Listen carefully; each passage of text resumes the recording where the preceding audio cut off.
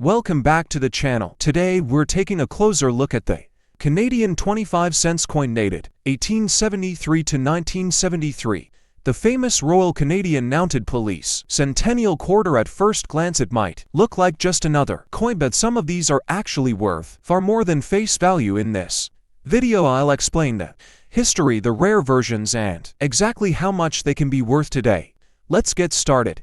In 1873, the Canadian government founded the Northwest Mounted Police, later evolving into the world-famous Royal Canadian Mounted Police, or RCMP, by 1973. This organization had become a symbol not just of law enforcement but of Canadian culture itself. To honor 100 years of service, the Royal Canadian Mint decided to replace the traditional caribou reverse design of the quarter with a striking image of a mounted constable on horseback. That's why on the reverse you'll see the dual dates, 1873 and 1973, flanking the rider with Canada's name and the 25-cent denomination. This was not only a nod to history, but also one of Canada's earliest large-scale commemorative circulation coins, because it was struck in huge numbers. Millions of Canadians saw and handled it daily, but hidden within that mass issue were two varieties that would change its destiny in the coin world. Now the most important thing to know is that there are two obverse varieties. The common one is the small bust, where Queen Elizabeth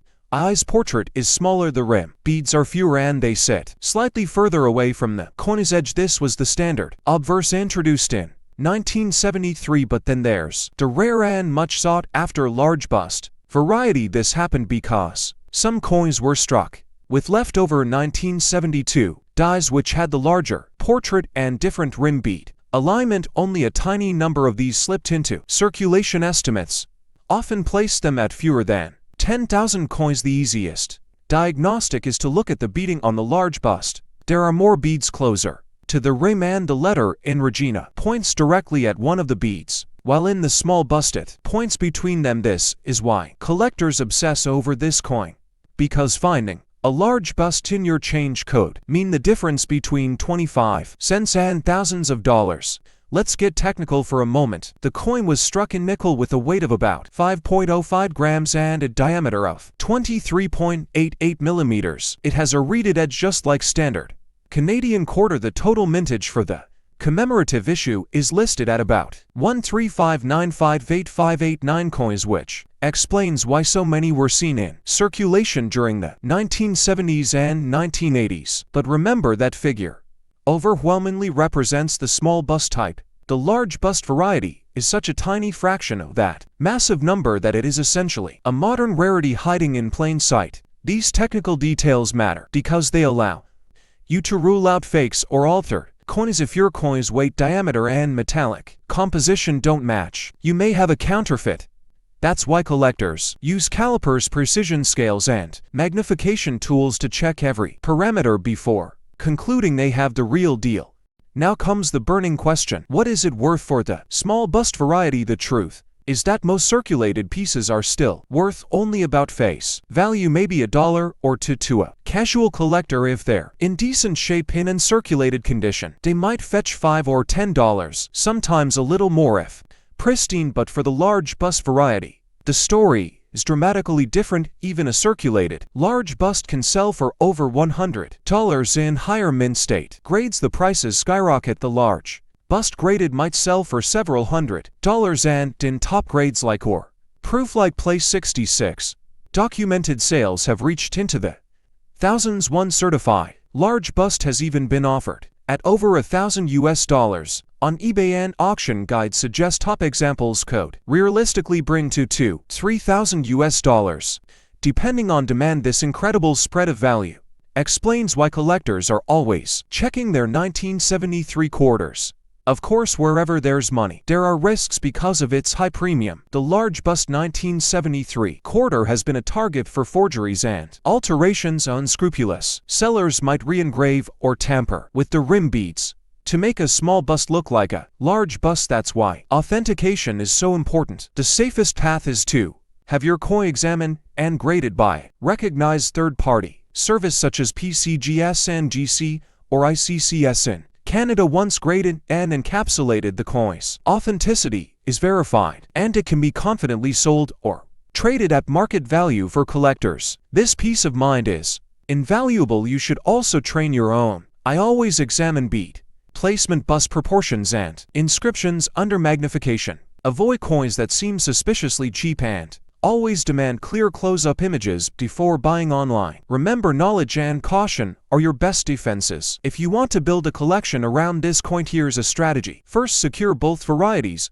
a common small bust and, if possible, the rare large bust. That gives you a complete 1973 commemorative type set. Next, reserve them correct. Never clean your coins. Use inert holders or capsules. And if the coin is particularly valuable, send it for grading. Document everything when you acquired it. The condition, the certification, details, and photos. Expand your collection by including related pieces like the 1973 proof-like sets issued by the Royal Canadian Mint or even RCMP-themed coins from later years. And keep an eye on auctions because sometimes hidden gems appear unexpectedly. For casual collectors, this coin is a fun entry point. For advanced numismatists, the large bust is a true prize.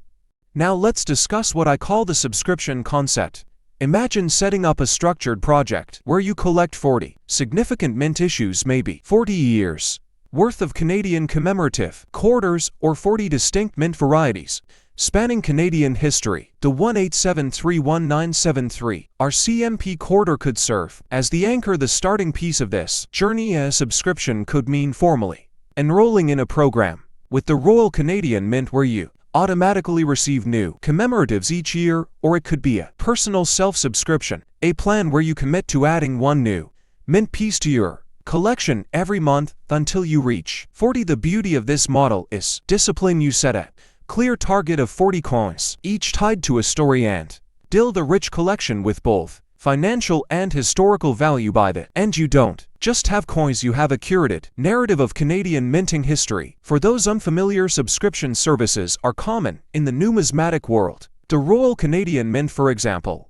often offers annual subscriptions where you pay once and receive every quarter commemorative or special issue for that year delivered to your door. This guarantees you don't miss out on limited editions and helps you build a full collection without the stress of chasing coins in the secondary market. For valuation services, subscription can also mean access to premium online price guides and auction archives that track the market. Whether you choose a mint subscription or a valuation service, both help you stay ahead of the game. Man, when paired with a long-term goal like the collection, you create both structure and excitement, something that keeps your hobby alive year after year.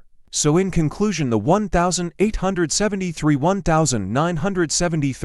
RCMP 25-cent coin is more than just pocket change. It's a gateway into the fascinating world of Canadian numismatics. From its origin celebrating 100 years of the RCMP to the mystery of the large bust rarity to the values that range from cents to thousands of dollars, this coin embodies history, scarcity, and collector passion all in one. By approaching it with care, authenticating, grading, preserving, you can protect its value, and by thinking big through a subscription or collecting project, you can elevate your hobby into a structured journey that tells the broader story of Canada's coinage. If you've got one of these coins at home, go check which variety you have, and who knows, maybe you're holding a small fortune. Make sure to like and drop a comment if you want me to design a full 40 coin collecting roadmap in a future video. Thanks for watching.